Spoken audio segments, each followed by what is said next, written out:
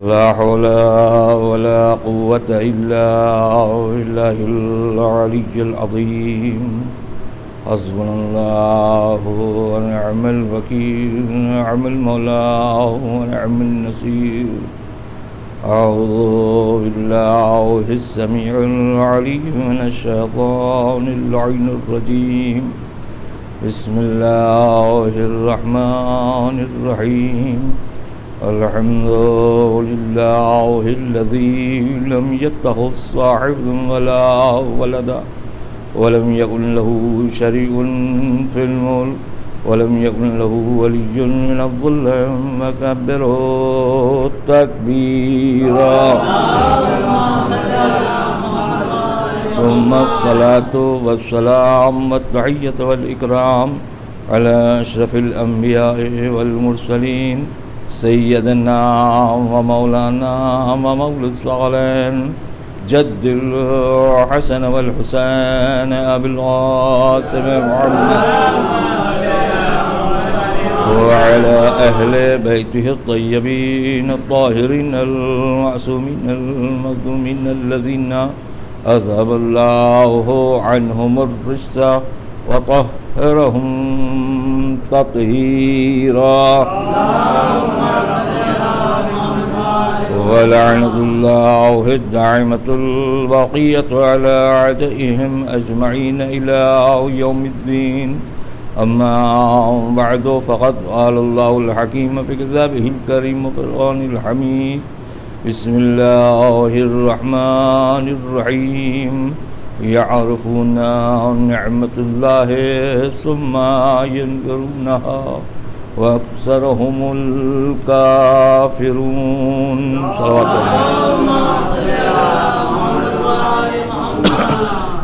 صاحبان علم ذان ملت.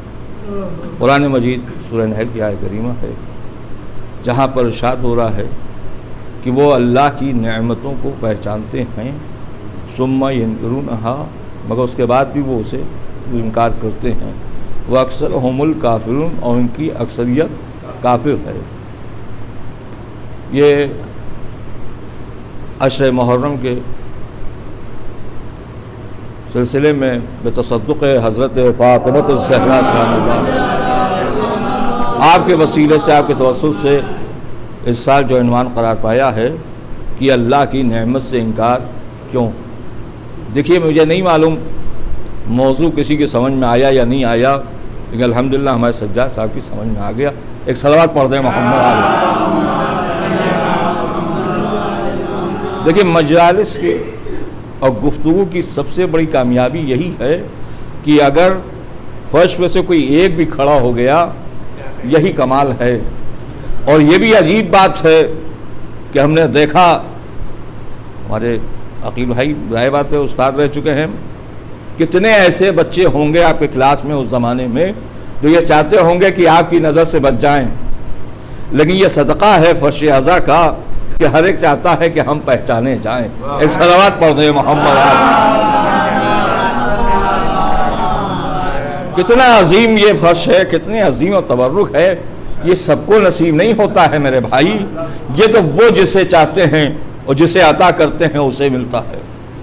ورنہ نہ معلوم کتنی بد نصیبیاں ہیں کہ وقت گزر جاتا ہے اور لوگوں کو خبر نہیں ہوتی ہے کہ کیا ہوا. لہذا یہیں پہ اسی بات جو موضوع ہے سمجھ میں آ جاتا ہے کہ وہاں نعمتیں تقسیم ہو رہی ہیں اور ہم پا نہیں سکتے. یہ نخب حاصل کرنا یہی دلیل ہے کہ ہم اللہ کی نعمت سے منکر ہیں، انکار کرنے والوں میں سے. آئیے میرے عزیز وقت تھوڑی دیر کے لیے کہ جہاں شب میں نے عرض کیا تھا کہ اللہ کی نعمت سے انکار کیوں، 3 وجہ ہیں. یا لا علمی ہے، یا طمع ہے، یا دشمنی ہے. اگر لا علمی ہے تبھی اس لائق نہیں ہے کہ ان پہ اعتماد کیا جائے. اگر ان کو طمع ہے تو ان پہ بھی بھروسہ نہیں کیا جا سکتا، کیونکہ طامع یعنی لالچی انسان کسی بھی مقام پر رک نہیں پاتا.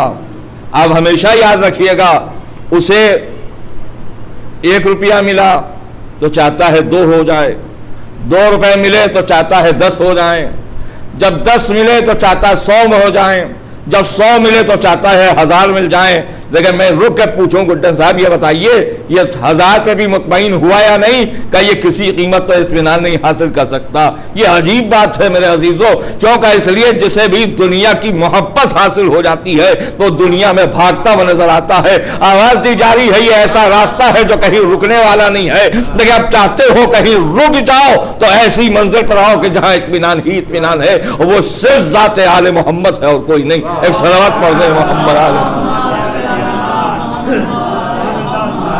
یہ بھی یاد رکھیے گا طمع الگ چیز، عجیب چیز ہے، کسی ایک چیز کی طمع نہیں ہوتی ہے۔ کوئی شہرت کی طمع رکھتا ہے، کوئی عہدے کی طمع چاہتا ہے، کوئی عبادت کی طمع پیش کرتا ہے، کوئی اپنی لیاقت کی طمع پیش کرتا ہے، یعنی کہیں نہ کہیں اسے غرور اور تکبر آ ہی جاتا ہے۔ یہ غرور بھی اس بات کی دلیل ہے کہ جس کو طمع ہے، ورنہ ایسے افراد ملے ہیں جہاں جن بے لوث عمل کر رہے ہیں، یعنی انہیں کسی بات کی پرواہ نہیں، بے لوث۔ آپ نے کہا آپ نے اتنا سب کر دیا، ان کا یہ ان کی عطا ہے جو توفیق عطا کر دیں، ورنہ بندے کی بساط کیا ہے جو کچھ کر سکے۔ ایک آپ نے بلڈنگ کھڑی کر دیا، ہم نے دیکھا، ہم نے تعریف کیا، آپ نے کہا یہ سب اسی کا کرم ہے، اور کسی نے کہا صاحب یہ میری طاقت ہے، میری محنت ہے۔ میرے بھائی یہ محنت بھی جو تم نے کیا ہے، طاقت جو ملی، یہ بھی تو سوچو دینے والا کون ہے۔ بھائی انصاف سے بتائیے، جد و جہد کر کے میں نے اس منزل کو حاصل کیا ہے، مگر جد و جہد میں کوئی تو ہوگا جو یہاں تک مجھے لایا ہے، بس جو لایا ہے اسی کی طاقت ہے، ہمارا اختیار کیا ہے؟ ورنہ یاد رکھیے، ورنہ کبھی کبھی ایسا بھی ہو سکتا ہے کہ ہم پہنچنے والے تھے مگر کچھ ہو گیا اور رک گئے۔ جب وہ روک دیتا ہے تو کوئی بڑھ نہیں سکتا ہے، اور جب وہ وہاں پہنچا دیتا ہے تو اسے کوئی روک نہیں سکتا۔ لیکن اگر زمانہ اس بات کو سمجھ لیتا تو کبھی عداوت بھی نہ کرتا۔ یہ اس کی عداوت بھی کبھی کبھی نہ سمجھی میں ہو جاتی ہے۔ ہم بلا وجہ منظر صاحب سے ناراض ہو گئے، انہوں نے اگر کہیں ہم سے پوچھا بھائی وجہ بھی تو کچھ ہونا چاہیے، تو ہمارے پاس کوئی وجہ بھی نہیں ہے۔ ایمان سے بتائیے، پڑوس سے خوشبو آ رہی تھی، کھانا پک رہا تھا، ہم نے یہ لاتے کہاں سے ہیں؟ بتائیے آپ انصاف سے، یہ کہاں سے لاتے ہیں؟ یہ جو ہماری زبان سے نکلا ہم تو ہو گئے گناہگار، ان کا کھانا تو پاک و پاکیزہ تھا۔ یعنی حسد کرنے والا خود جل کے ختم ہو جاتا ہے، جس سے حسد کرتا اس کا کچھ بگڑتا نہیں ہے۔ ایک صلوات پڑھ دیں محمد علیہ۔ اس دور کے لوگوں کو اس سے سمجھ میں آ گیا کہ حسد کرنے سے اپنا ہی نقصان ہوتا ہے، لیکن اگر کل والوں کو معلوم ہو گیا ہوتا تو آج ہمارے اسلام میں اتنا بٹوارا بھی نہ ہوتا۔ جو اتنی تقسیمیں ہو گئی ہیں بنام اسلام، کہ انہوں نے کہا یہ ہمارا مسلک، یہ ہمارا فرقہ، یہ ہماری چیز، یہ کبھی نہ ہوتی اگر ان کی سمجھ میں آیا تھا کہ بھائی ہم کیا کریں۔ اللہ نے علی کی انگلی کو اتنی طاقت دی کہ انگلی کا اشارہ کیا اور سورج پلٹ گیا۔ آپ دور سے کہ ایک ہاتھ یوں ہلائیے، ہوا بھی نہیں چلے گی، وہ ایک انگلی کے اشارے سے سورج کو پلٹتے نظر۔ بھئی وہ اللہ ہے نا، اس نے یہ دیا ہے۔ اب سوال یہ ہے کہ ان کو ملا کیسے، یہ بھی ایک سوال ہے، پھر آپ غور کیجئے گا۔ بھئی آپ ماشاءاللہ سے جس مقام پر پہنچے ہیں، یہ مقام آپ کی صلاحیت ہی کی وجہ سے تو ملی ہوگی، ہر ایک کو نہیں ملا۔ ہم نے دیکھا کوئی ڈاکٹر ہو گیا، کوئی انجینئر ہو گیا، کوئی کچھ بن گیا، ہم کچھ نہ بن پائے، تو اس کا مطلب ہے کچھ کمی تو تھی ہمارے اندر جو نہ بن پائے۔ اب ہمیں اپنی کمی کو تلاش کرنا پڑے گا۔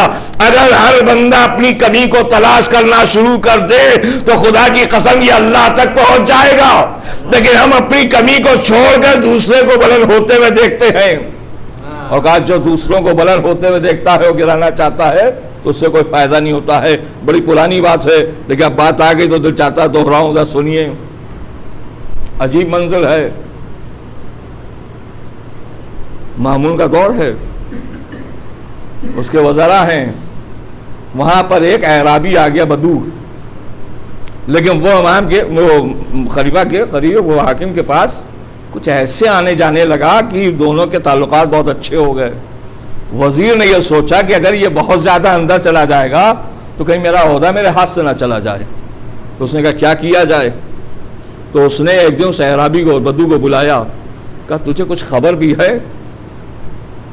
ہمارے جو مالک ہیں، جو خلیفہ ہیں، جو حاکم ہیں، انہیں لہسن کی جو مہک ہوتی ہے ان سے برداشت نہیں ہوتی، لہذا خیال رکھنا۔ اور اس نے کیا کیا تھا ان کو دعوت دیا اور کھانا جو پکوایا تو اس میں لہسن اتنا ڈال دیا کہ اس کی مہک آنے لگی.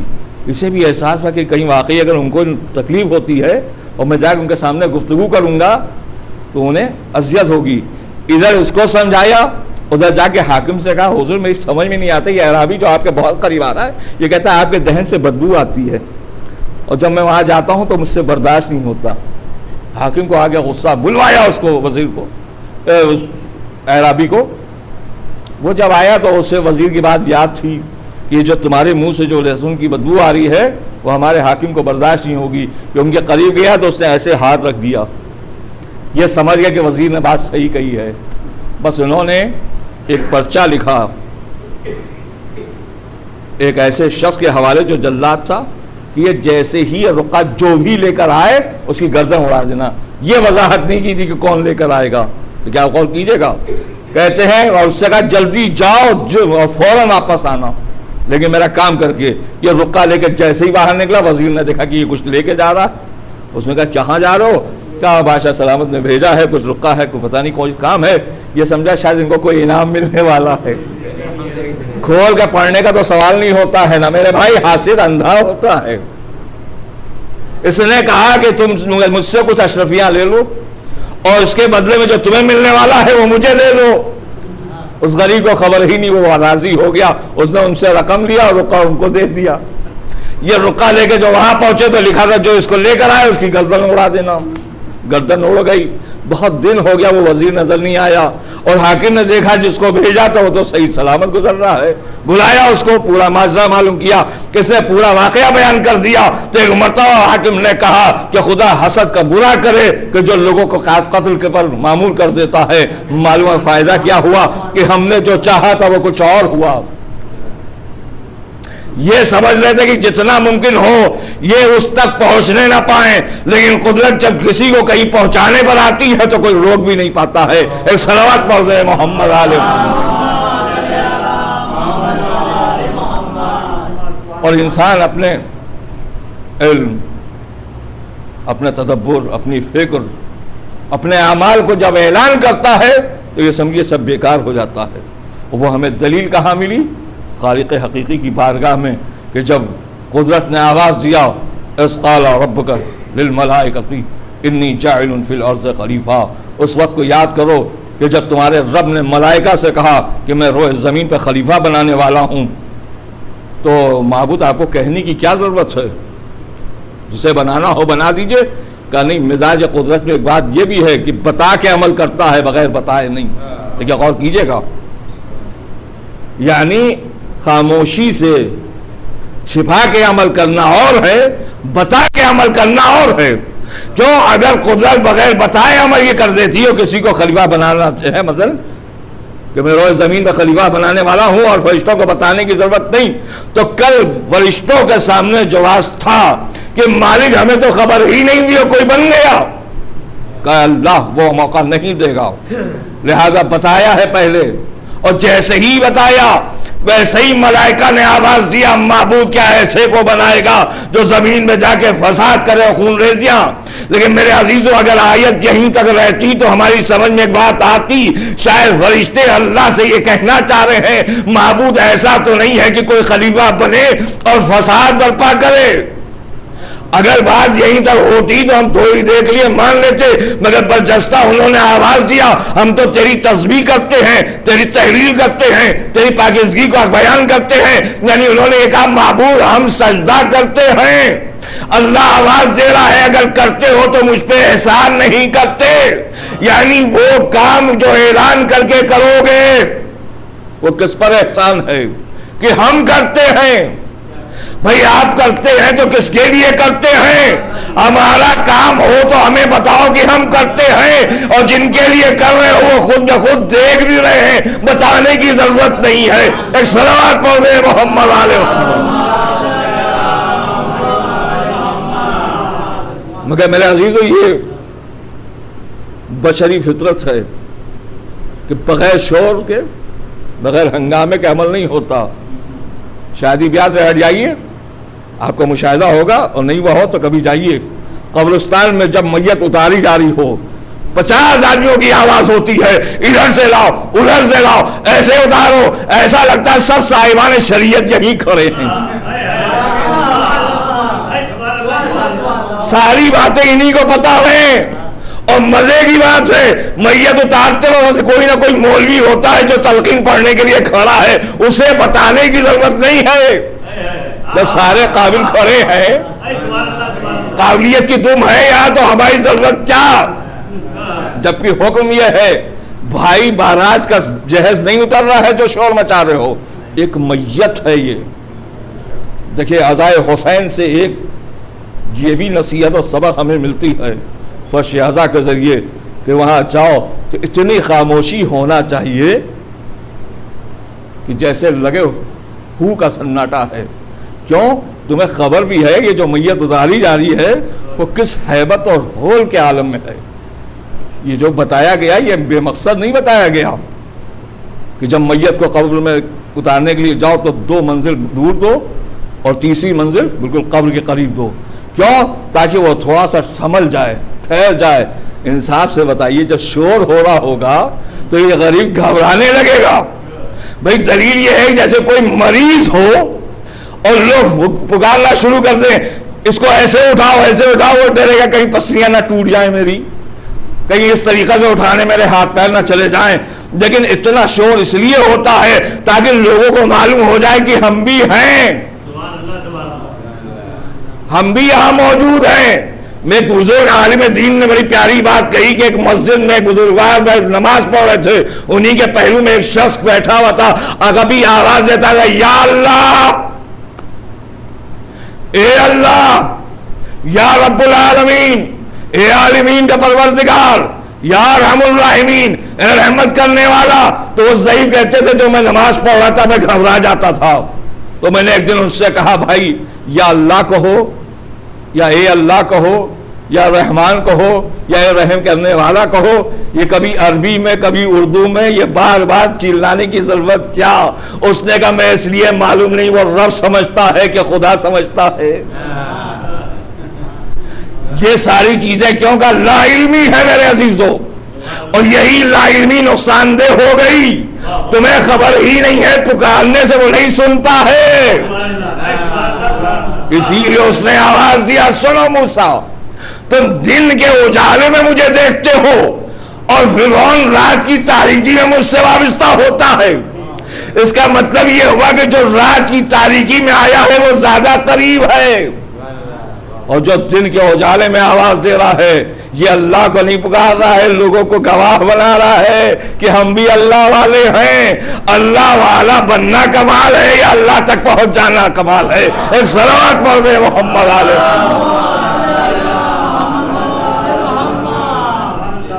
اب وہ چاہے عبادت نماز ہو اور چاہے عزا خانہ سجانا ہو، ہر جگہ خاموشی ہونا چاہیے۔ 7ویں محرم کو ہمارے عابد میاں علم سجانے لگے، ہمیں بھی شوق پیدا ہو گیا، ہم بھی ہاتھ بٹا لیں۔ نیت کیا ہے یہ تو میرا مولا جانتا ہے، ہم نے چاہا کہ میری آواز اٹھے اور گھر کے اندر چلی جائے، اور یقین جانیے اگر عورت تعریف کر لے اس سے اچھا کوئی نہیں۔ مرد تعریف کرتے ہیں وقتی کرتے ہیں، اگر ایک عورت اگر تعریف کر دے تو نہ معلوم کہاں تک پہنچے گی بات۔ مگر یہ بھی یاد رکھیے گا اگر تعریف کرنے پہ آتی ہے تو سارے جہاں میں تعریف کرتی ہے، اور جب برائی کرنے میں آتی ہے تب بھی برداشت نہیں ہوتا۔ ہاں یعنی کسی لیے کہا گیا یاد رکھو عورت کبھی ذلیل کرنے پہ آتی ہے تب بھی نہیں بخشتی ہے، اور جب حمد و ثنا کرنے پہ آتی ہے تب بھی نہیں۔ دلیل یہی تو ہے، اگر دیکھنا ہو تو دیکھ لو کہ کیسے سوار ہو کے میدان میں آ کے دکھا دیتی ہے اور کس طریقے سے تعارف کرا دیتی ہے۔ قدرت آواز دے رہی ہے، اب احتیاط رہنا۔ اسی لیے ہم نے کہا اگر اپنے دامن کو بچانا ہے تو عورت سے بچا لو۔ کیوں؟ اس لیے کہ اگر حاوی ہو جاتی ہے تو یہ مکان بھی اپنا بتاتی ہے۔ اسی لیے تو کہا نا کہ 2 ساتھیوں میں اگر جھگڑا کروانا ہو تو 3 چیزیں ڈال دو بیچ میں، زر، زمین، زن۔ یہ عجیب 3 چیز ہے جو ہمیشہ جھگڑا کرواتی رہتی ہے۔ ایک صلوات پڑھے محمد علیہ محمد۔ اور یہ تینوں چیزیں ہمیشہ بہکا کے خود کنارے ہو جاتی ہیں. زمین اگر بہکاتی ہے تو وہ بھی ہمیشہ کے لیے نہیں. اگر زر سے اگر انسان دھوکہ کھا جائے تو وہ بھی ہمیشہ کے لیے نہیں. زن سے بھی اگر وہ دھوکہ کھا جائے تو وہ بھی ہمیشہ کے لیے نہیں. آپ کہہ نہیں سکتے میرے عزیزوں، لیکن ہاں ایک ہی عورت کائنات میں مجھے ملی کہ جس نے بلندی میں دیکھا تو وہاں بھی عروج، درمیان میں دیکھا تو وہاں بھی عروج، اور اس سے نیچے اتری تو وہاں بھی. کا کیا مطلب؟ بیٹی بن کے دکھایا تو باپ کتنا بلند، زوجہ بن کے آئی تو شوہر کتنا بلند، ماں بن کر آئی تو بچے کتنے بلند ہیں. الصلاۃ والسلام علیہ.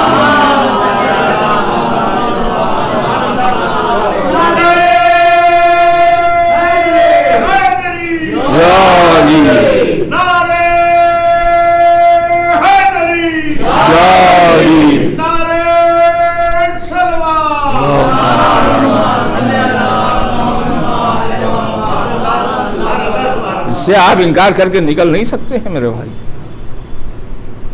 صاحب تقوی ہے تو متقی بنا دے گی، خوف الہی ہے تو آپ کے اندر خوف پیدا کر دے گی. ایسے بہت گھرانے ہم نے دیکھے ہیں انتہائی معذرت کے ساتھ، کسی پہ لگ نہ جائے کہ صاحب وہ جناب نماز نہیں پڑھتے تھے، شادی ہوئی تو زوجہ نے ان کو نمازی بنا دیا. ہاں، داڑھی منڈے تھے، زوجہ نے آ کے داڑھی رکھوا دیا. رات رات بھر ٹہلا کرتے تھے سڑکوں پر، آ کے اسے گھر والا بنا دیا.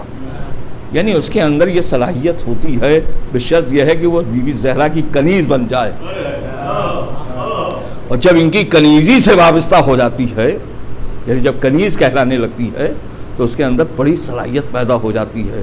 اور پھر وہ انسان سوچنے میں مجبور ہو جاتا ہے کہ ہاں یہی سب کچھ ہے. اسی لیے تو نبی کریم نے پوچھا تھا،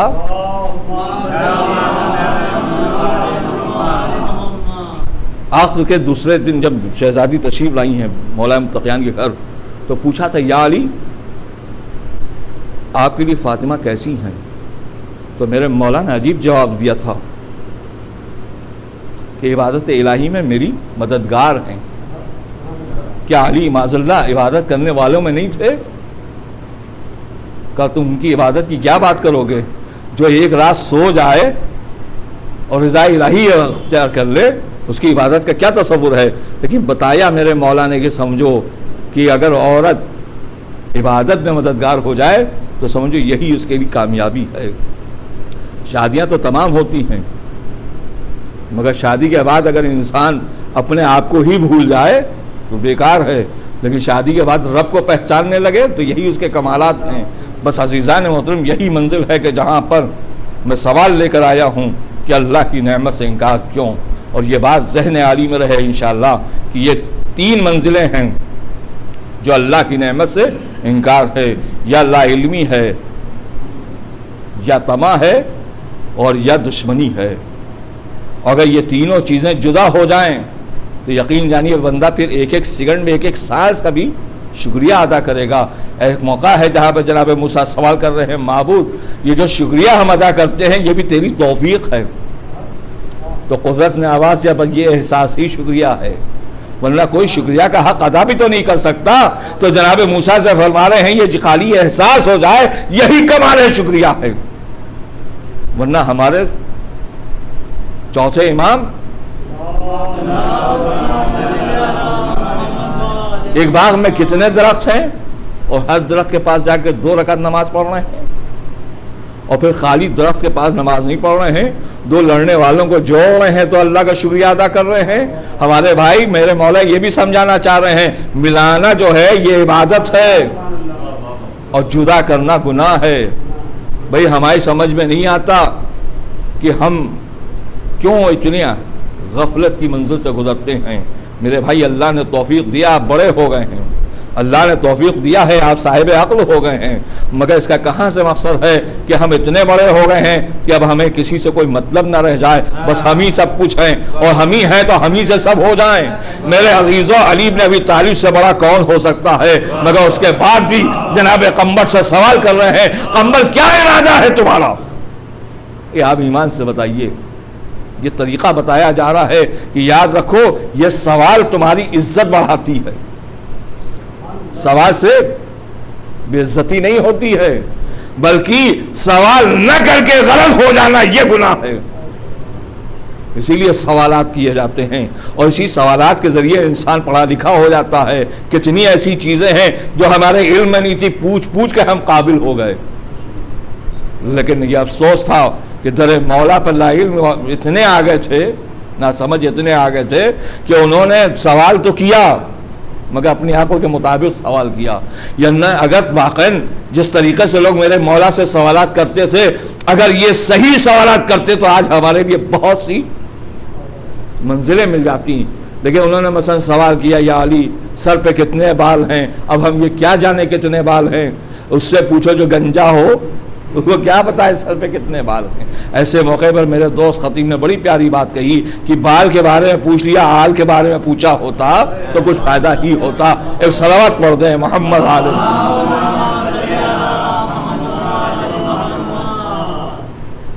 میرے مولا نے بتا دیا تمہارے سر پہ اتنے بال ہیں، اب گنو تم، اب گنتی تمہاری صحیح ہونا چاہیے۔ بھئی کوئی آ کے مجھ سے بچہ پوچھے کہ بس ہم فلاں چیز بتائیے اور مجھے سمجھ میں آ جائے کہ اس کو کچھ بھی بتا دو تو کیا ہوگا کہ یہ ایسے ہے، اب وہ تم تلاش کرو ہے کہ نہیں ہے۔ آسمان میں کتنے تارے ہیں میرے بھائی، تم تاروں کو نہ شمار کرو، جس جوڑی پہ تارا اترا ہے یہی دیکھ لو، یہی سے عظمت پہچان لو۔ تم تاروں کو گنتے چلے جا رہے ہو، ایک تارا جب ناچنے لگا نہ معلوم کتنی گردنیں گھومنا شروع ہوتی گئیں۔ وہ کہے کے لیے کہ یہ بھی معاملہ تھا رسول کی بیٹی کا۔ بھائی میرے عزیزوں، کبھی کبھی لوگ بیٹی لینے کے لیے بزرگ ہونا چاہتے تھے اور جب نہ ہو سکے تو اپنی بیٹی دینے میں تیار ہو گئے۔ ایک صلوات پڑھ دیں محمد علیہ۔ اور جب نبی کریم نے فرمایا جس کی جوڑی پہ یہ تارا اترے گا بس اسی سے زہرہ کا عقد ہو جائے گا، تو نہ معلوم کتنے افراد سمجھے یہ تارا شاید ہمارے کیا اتر آئے گا۔ اب آپ نے سمجھا لا علمی تھی، انہیں سوچنا چاہیے تھا کہ پہلی منزل میں کہ یہ نبی کی بیٹی ہے کون اور ہم کون ہیں۔ اسی لیے کہا گیا ہر مقام پر ہر جگہ پر رشتہ نہیں دیا جاتا، ہمیں آتا جاتا کچھ نہیں ہے اور ہم نے کہا کچھ ایسی خاتون مل جائے جس کے پاس سب کچھ بھی ہو، تو انہوں نے کہا پہلے اپنی حیثیت دیکھ لو۔ بھئی آپ ایمان سے بتائیے، بنگلے میں ہم جا کر رشتہ کرنا چاہتے ہیں اور میرے پاس جھوپڑی بھی نہیں ہے تو ہم کیسا رشتہ کریں گے؟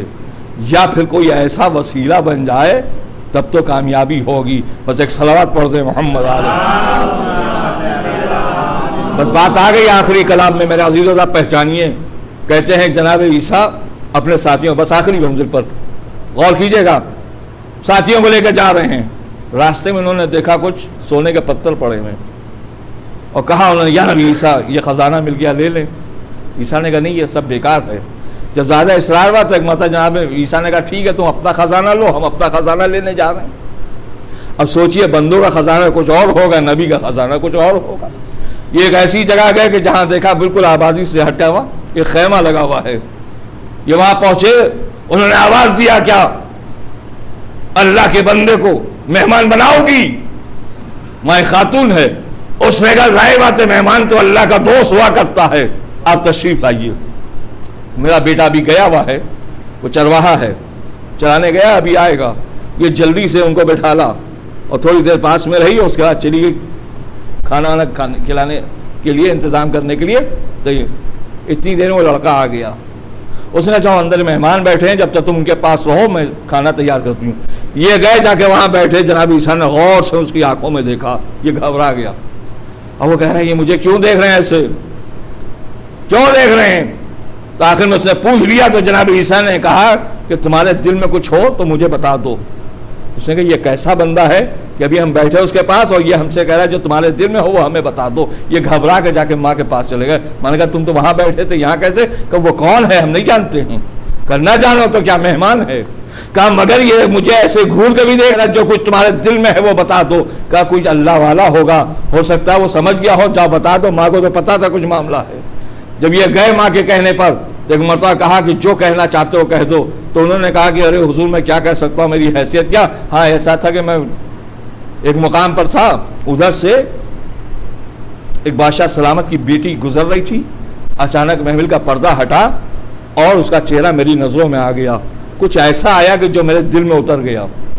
اب میرے دل میں یہ خیال آیا کہ آج میں اس سے شادی کر لیتا. تو وہ جانتا نہیں ہے جناب عیسیٰ ہے کہ واقعی تم شادی کرنا چاہتے ہو. اس نے ارے میری کیا مجال, وہ شہزادی اور میں کیا ہوں, ایک چرواہا معمولی, پھٹا پرانا کپڑا, کا گھبراؤ نہیں, ہو جائے گی. چلو. دوسرے دن صبح اٹھے, یہ پھر اپنے کام سے جانے لگا. جناب عیسیٰ نے رات والی بات بھول گئے, کہا کیا سچ, کا اور کیا, چلو میرے ساتھ. یہ وہاں پہنچے کہ اسی حالت میں چلے جاؤ بادشاہ کے پاس, لوگ تمہیں جانے نہیں دیں گے اندر, مگر کہنا میں آیا ہوں بادشاہ سے ملاقات کرنا چاہتا ہوں, زبردستی کرنا. تو یہ وہاں جب پہنچے درباروں نے پہلے روکا, لیکن جب اس نے اصرار کیا تو لوگوں نے سوچا کوئی دیوانہ ہے, تبھی تو کہہ رہا کہ ہم بادشاہ سے میں, کہ چلو بادشاہ کے لیے تھوڑی دیر کے لیے ایک لطف ماحول بن جائے گا. یہ وہاں پہنچا, بادشاہ نے کہا کون, کہہ رہے حضور زبردستی کر رہا تھا, کوئی دیوانہ لگتا ہے. کہ کیا کام ہے, کہ میں آپ کی بیٹی سے شادی کرنا چاہتا ہوں. ان کو ہنسی آ گئی کہ حالت دیکھو, اور میری بیٹی سے شادی کرنا چاہتا ہے. انہوں نے کہا جب آیا ہی ہے تو لاؤ اس سے مذاق کر لیں. کہ کیا میری بیٹی سے شادی کرنے کے لیے پتہ ہے, کچھ لاؤ, خزانہ لے کر آؤ, کچھ سونا لاؤ, کچھ چاندی لے کر آؤ. یہ گھبرا گیا. اچھا جناب عیسیٰ ایک مقام پہ کھڑے تھے, انہوں نے کہا جو کہے آ کے مجھے بتانا. اس نے کہا اس کا پریشان ہونے کی ضرورت کیا ہے, کہیں سے کوئی تسلا لیا ہو, کوئی تش لیا ہو. یہ لے کر آئے. جتنے وہاں پہ کنکر پڑے ہوئے تھے, پتھر تھے, جناب عیسیٰ دعا پڑھتے ہوئے اس میں ڈالتے چلے گئے, وہ تبدیل ہو گیا. کل لے جاؤ. یہ جا کے وہاں ان کے سامنے پیش کیا. اب جو انہوں نے دیکھا یہ کہاں سے لایا, کہ اتنے میں کام نہیں بنے گا, اور کہنے کوئی بات نہیں, میں لے آؤں گا, مگر یہ تسلا ہمیں دے دیے, تش یہ کسی اور کا ہے, یہ میرا نہیں. سونا تو لا کے دے سکتا ہوں مگر یہ برتن نہیں. اب جلدی سے گئے تو آپ جناب عیسیٰ کو دعا پڑھنے کی ضرورت نہیں تھی. کب تم اٹھاتے چلے جاؤ, ماہیت بدلتی جائے گی. یہ لے کے جاتے گئے, اتنا گئے, انہوں نے کہا یہ کہاں سے. جب اتنا سب ہو گیا تو انہوں نے کہا ٹھیک, جس کے اندر اتنی صلاحیت ہو وہ کیسا ہوگا. شادی ہو گئی. اب جو کل تک چرواہا تھا آج شہنشاہ کا داماد ہو گیا. اور خدا کی قدرت دیکھیے, دوسرے ہی دن شہنشاہ صاحب کا انتقال ہو گیا.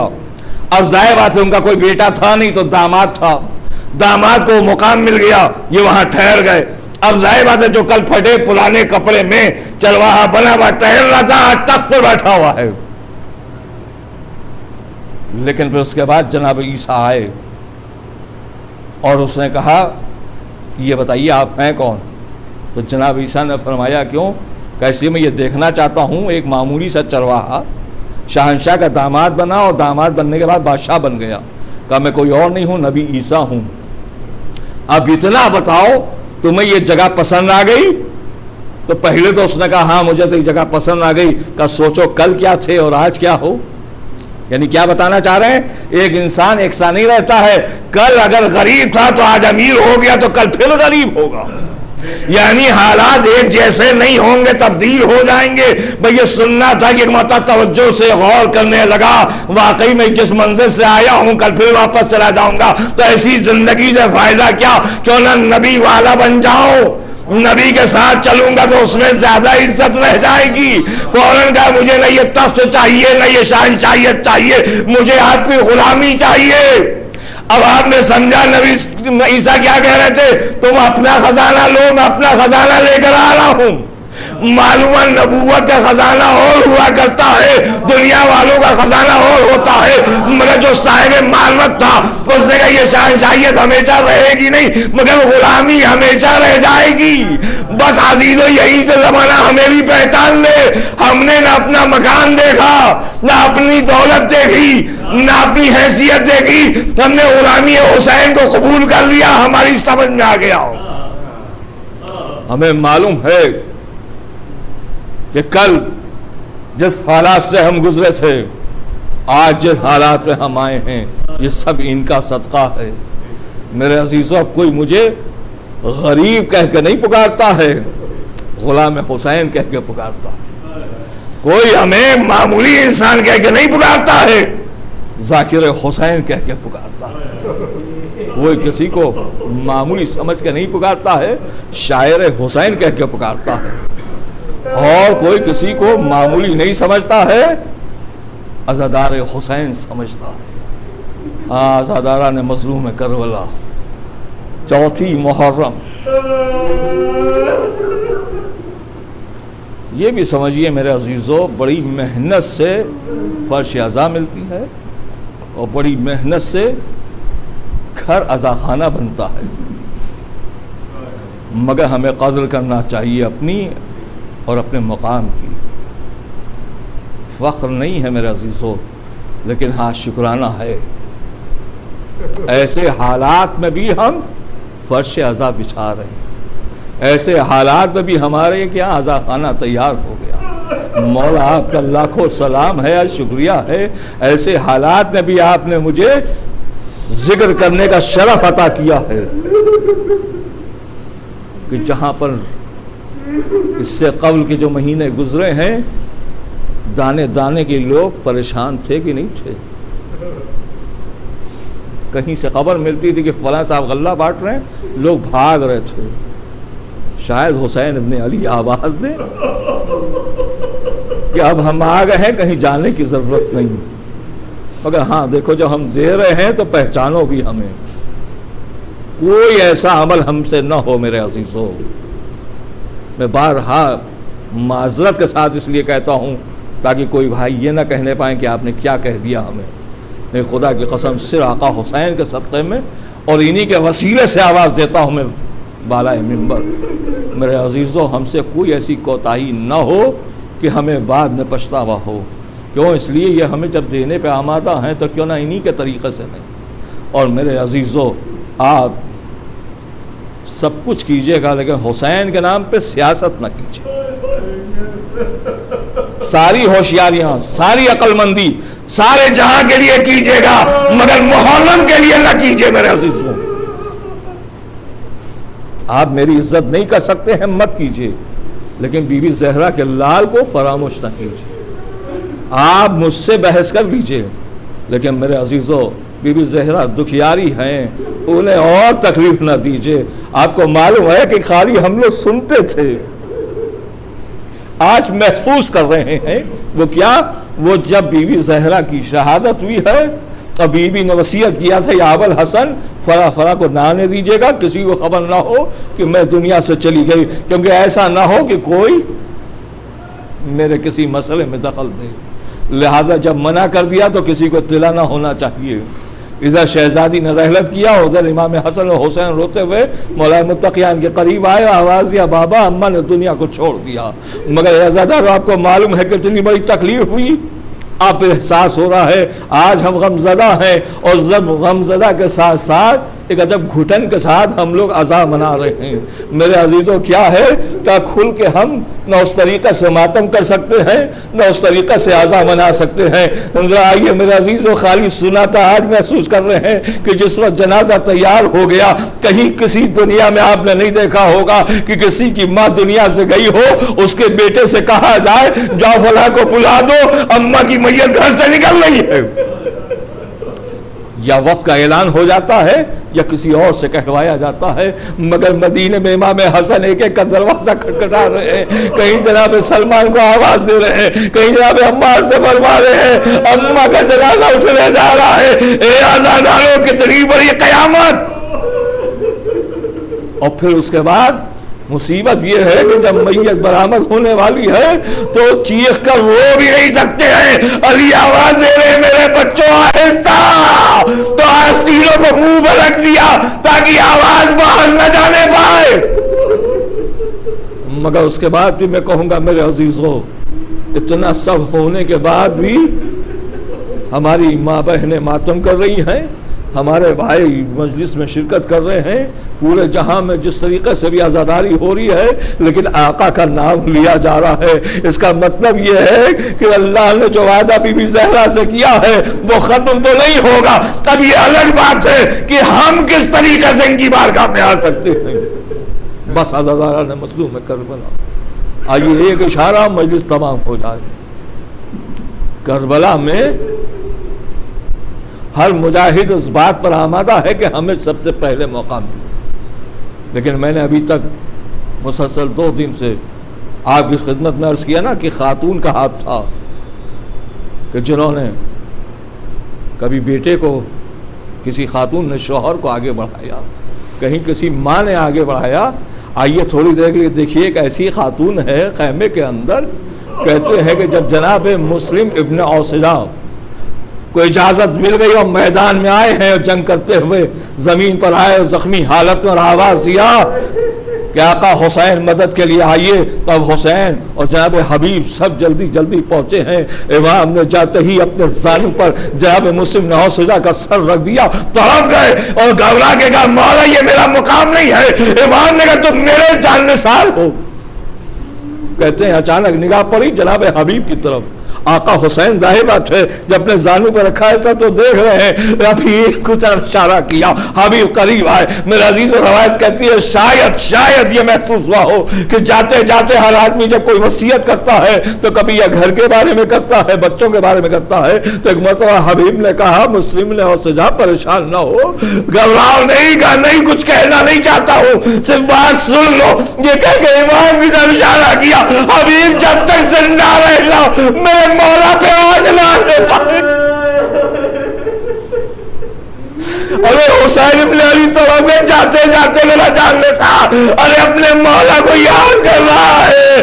امام نے آواز دیا مسلم ارے پریشان نہ ہو، تمہارے جیسے جان نثار اگر موجود رہے تو حسین کی طرف کوئی نگاہ اٹھا کے نہیں دیکھ سکتا. لیجیے جلال سے جانے خدا حافظ کہہ دیا. حسین اٹھے واپس آ رہے خیمے کی طرف، اچانک کیا دیکھا؟ ایک ننھا سا بچہ کمر میں تلوار آئے کی ہے. کم سینی کا عالم یہ ہے کہ تلوار زمین کو خط کر رہی ہے. حسین نے کہا یہ کون بچہ ہے؟ کہ ایک مرتبہ آقا کیوں سوال کیا؟ کہ تاکہ یہ اندھی گونگی بہری تاریخ گواہ بن جائے یہ بچہ کون ہے. جناب حبیب نے کہا مولا جس کے لاشے کو چھوڑ کے آ رہے یہ انہی کا لال یتیم ہے. بس یہ سننا تھا مگر جلدی اسے میرے پاس لے کر آؤ کیونکہ وہاں بازار گرم ہے، کہیں کوئی تیر ایسا نہ چلے کہ بچے کو زخمی ہو جائے. جیسے ہی لے کر چلے تو بچہ بفر رہا ہے. کہا چلو حسین بلا رہے ہیں. بچہ امام کے قریب آ گیا. امام نے کہا تیری ماں کے لیے تیرے بابا کا زخم کافی ہے، بابا کی شہادت کافی ہے. جاؤ خیمے میں جاؤ تاکہ ماں کو کم سے کم تسلی ہو جائے. ایک مطلب بچہ امام کو دیکھ رہا ہے. مولا مجھے سجا کے کس نے نکالا؟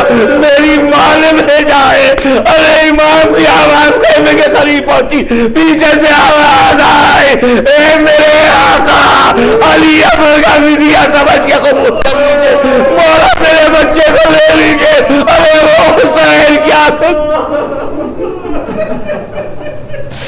بچہ میدان میں آ گیا، ماں خیمے کی حال میں کھڑی ہے، دیکھ رہی ہے میرے بچہ کہاں ہے. کہ اچانک کسی ظالم نے دیکھ لیا کہ وہ بیوی یقیناً اس بچے کی ماں ہے. اس کو اس طریقے سے زخمی کرنے کے بعد سر تن سے جدا کیا اور کٹا ہوا سر ماں کی طرف پھینک دیا. ماں نے کے بعد سر کو دیکھا، دیکھنے کے بعد واپس پھینک دیا. جو حسین کی راہ میں دیتے ہیں اسے کبھی واپس نہیں لیتے. ایسے عالم میں ذاکر آواز دے رہا ہے کاش لیلا علی اکبر بھی قریب آ جاتے، ایک ماں کو کم سے کم دلاسا ہو جاتا.